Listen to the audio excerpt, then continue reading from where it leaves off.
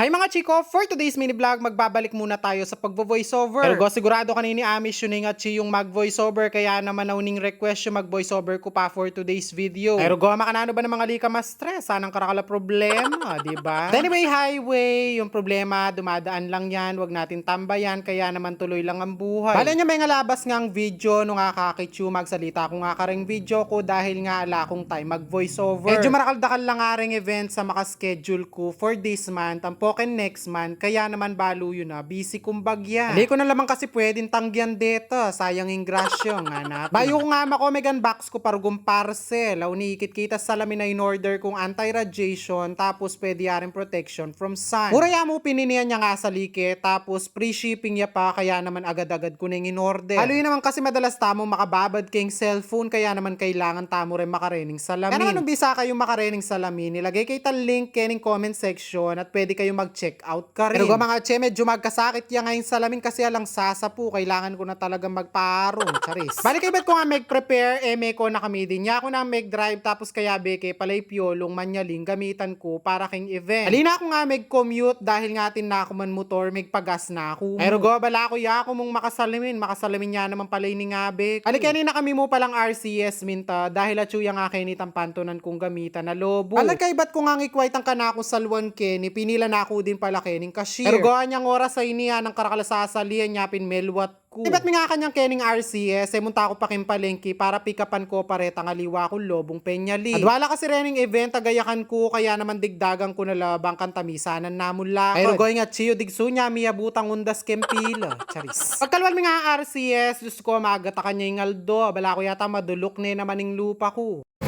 What is so hot here in the Philippines? What do you think the reason? So hot eh. So mainit. Naka-shade ka na, naka-sambra, So mainit ko. Hindi ka naman maganda. Ay hindi. Wala ba akong karapatan? Pag di ba ako maganda, hindi ako pwede magreklamo sa init. Magaganda lang pwede magreklamo. Ay hindi, pwede ako. You insist. At after ko lang ang ikwadeta lobo, agad kami minta kayo ni Samgyupsalan para mangan Samgyupsal, siyempre. Arugo akin danop na ni nga chinyo penayay tanto ang bilos na no agad dening karni. At crave nga daw Samgyupsal ipiolo, kaya naman na ni pagbigyan ko ni ken request na. Pero yung totoo na talaga kanya namin, miss ko talaga yung chicken da kaya ni kasi aning kanya man. Tako king manok. Di ba ang init?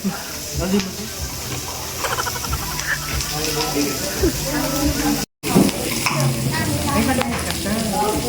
Napalapit niya ako na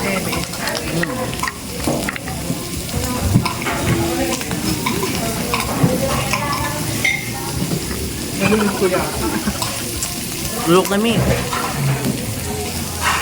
Lagad na kami mo pimakapag Samgyupsal, kaya naman po mag Samgyupsal kami talaga susulitan mi, lalo na ining karelang manok. At after nga mag Samgyupsal, minuli na kami din. Tapos may padalan kami nga kaining kalantipay at yung pala magtindang milk tea, kaya naman sinaliyay piolo. Ay rugo, balo yun naman, may maintain na yung sugar na niyan, pwedeng bababa. Actually mga chiko, malagad na ako mo din naman mag milk tea, kaya naman may paawa na ako din na niyang inalok na akong piolo. O siya mga chiko, uita na pa mo po for today's video. God bless and ingat po, and don't forget to like, follow, and share. Bye-bye!